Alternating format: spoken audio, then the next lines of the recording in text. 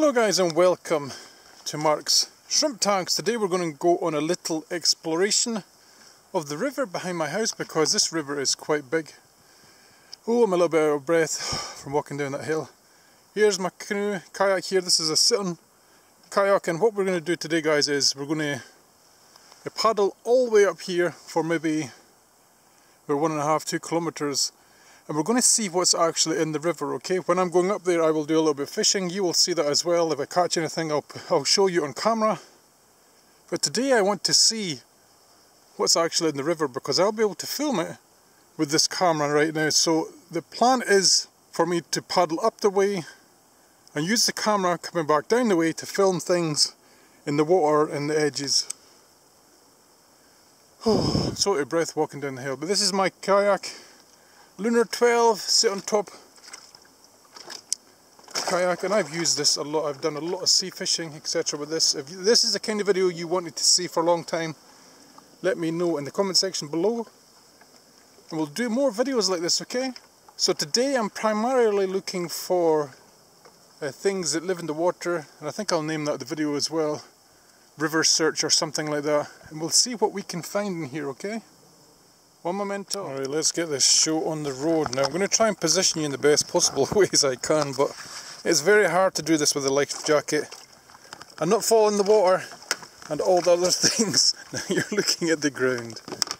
Alright, so let's get in here. This is always the hardest bit for me because of my back. Yes, this isn't going to go well, is it guys? I know some of you are wishing for me to fall in, but it's not going to happen. Right, so I have my Crocs on. If you're wondering why I have Crocs on, because it allows me to get wet feet and still be able to walk on the land. Because of course Crocs are waterproof, they also float. Alright, let's go. I'm not going to start fishing until I'm at least up over here in this area. And the way I like to do it guys is I like to troll my lures. I think that's what we'll do just before we go much further up. Is I'll actually show you my equipment, and I mean the fishing stuff, girls. So this is a Berkeley fishing rod. It has a 6 kilogram fire line on it. This is braided fire line. And this goes to a Salmo sting lure. You see, I've used these a lot before when I've been trolling from my boat, etc. And these are absolutely fantastic for things like trout, salmon, sea trout, etc. And the way this one works, guys, is it floats a little bit. Of course, you're not going to be able to see it. It floats. It's like a semi-floating sinking thing. It has a little lip on the front. It has a tiny little lip on the front here that lets it sink as I draw along, okay? And what I've also done with these guys as well is because I don't always keep my fish, I've crushed down the barbs on the lures, okay? It's also important, guys, when you do this type of fishing to set your drag. And for me, typically, especially when you use braid, you want the drag to be quite light, right? So I want this to come off really easily. See it? Because if you don't do this, what will happen is there is no stretch in the braid, and you will lose the fish as soon as it attaches itself to that lure. Because of the pressure in the line and there's no stretch, you will lose the fish. Alright, so enough of the blabbering. Let me just get in a little bit better position here before we start. Now typically this is always easier fishing like this when you go downstream, obviously, because it's much harder to control when you go the other way, if you get what I mean. Like going upstream is much harder to fish with a lure trolling than it is going downstream, because you're doing all the work, you're doing all the correction. Now up here I have a little bit of a surprise for you. There's a little waterfall and there's quite a nice little weir pool, etc. The other things that I've caught here, guys, as well is I've caught perch, quite large perch. I've been broken off a lot by very large pike. I also know for sure that there are very, very, very large trout. Okay? And the water today is quite cool, so we should catch something. So this is what I like to do. I come up like this, I get my gear, and I will chuck this to the inside part of the river, somewhere behind me, maybe about 50-60 metres behind me. Right, and a lot of people use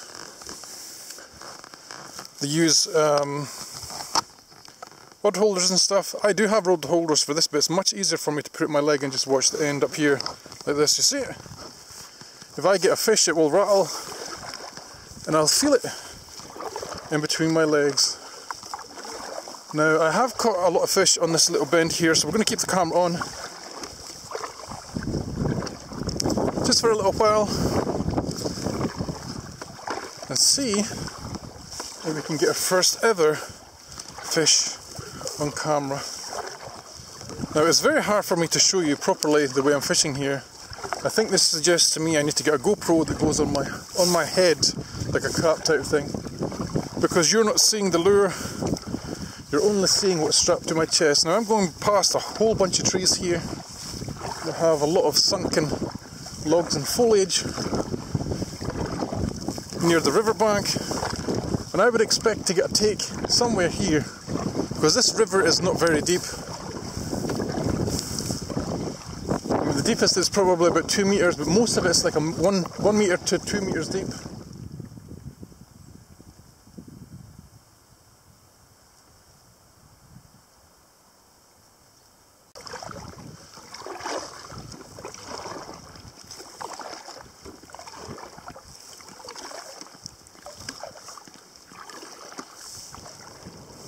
Welcome back, guys.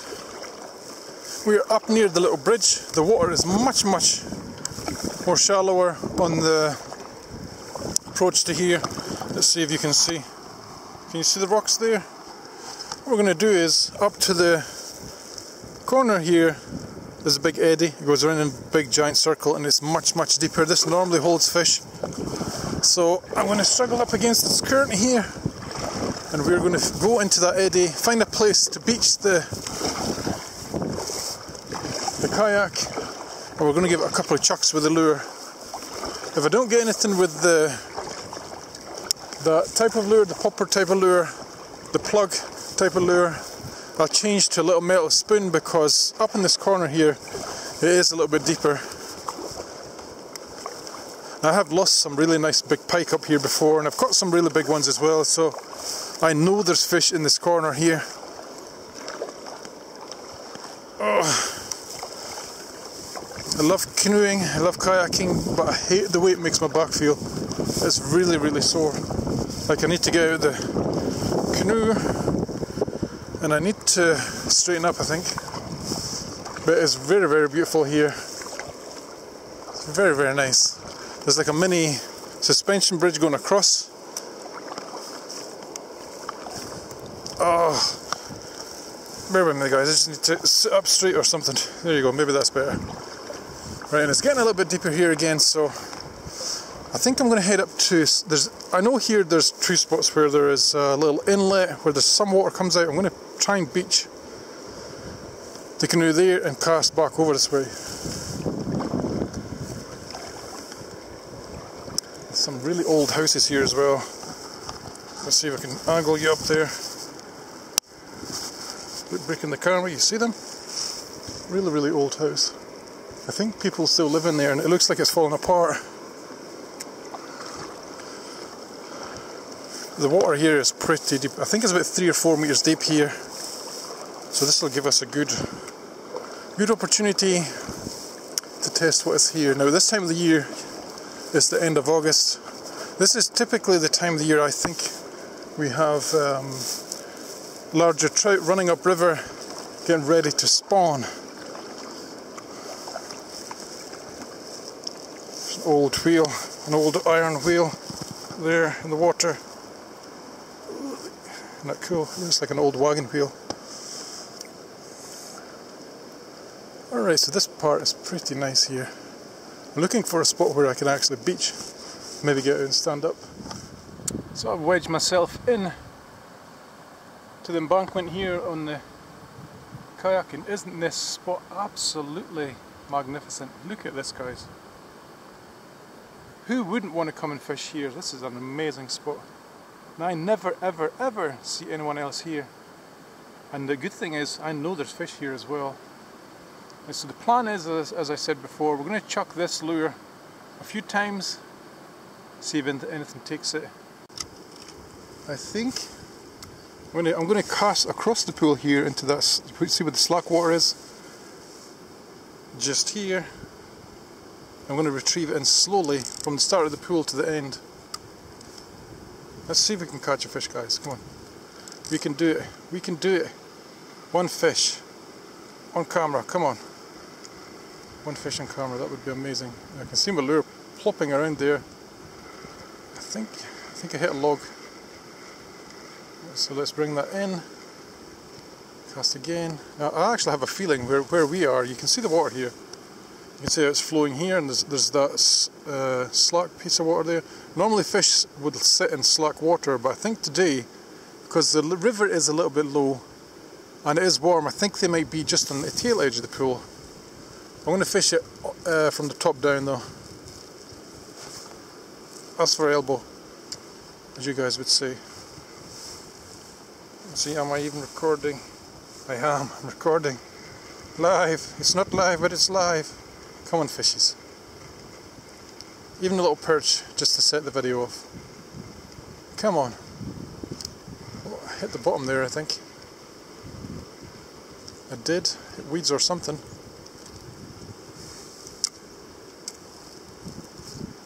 Weed. This is cool, whatever this is. This looks like guppy grass. Let's see. You guys see that? Tell me in the comment section what you think that is. Because to me it looks like guppy grass. I've seen a lot of this here.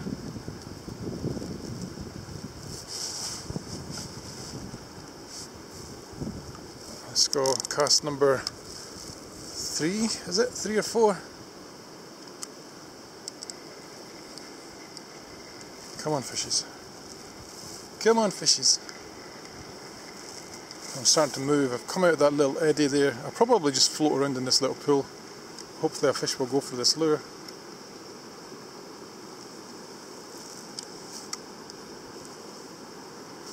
Now I know for sure that there's lots and lots of logs, etc. stuck in the bottom of this pool. Before I go, I'll set the camera so you can see into the bottom of the pool as we leave. I think that's what I'll do anyway. Okay guys, no luck with that little lure I was using, so I've come to the side. I'm going to put on this little lure here. This is called a Moore's Sailed lure. I'm going to show you the way I put it on as well, because I don't just attach this to a swivel and chuck it in. What I like to do is I take the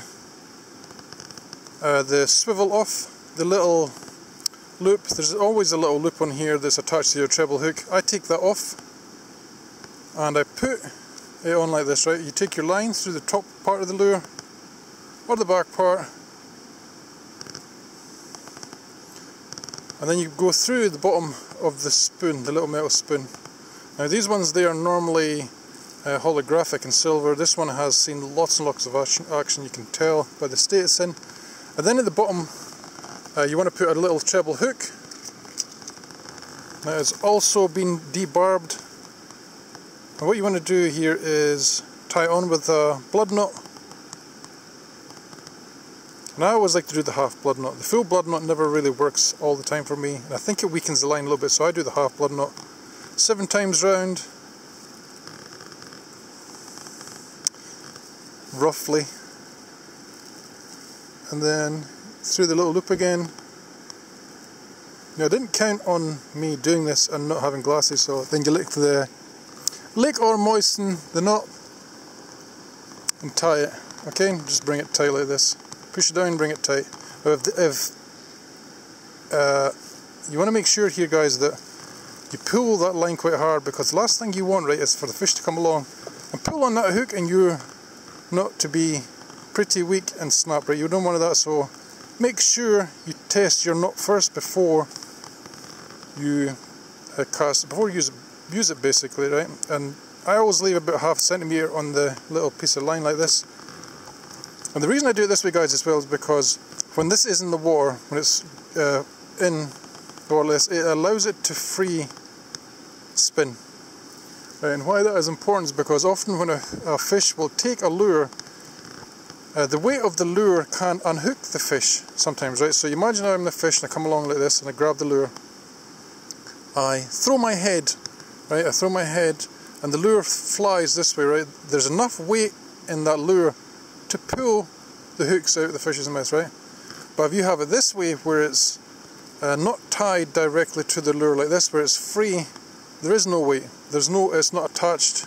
It's like an extra joint, you see? And it gives you that little edge, especially with trout, because they like to throw their heads. It gives you that little piece of, a little bit of an edge with that type of fishing, okay?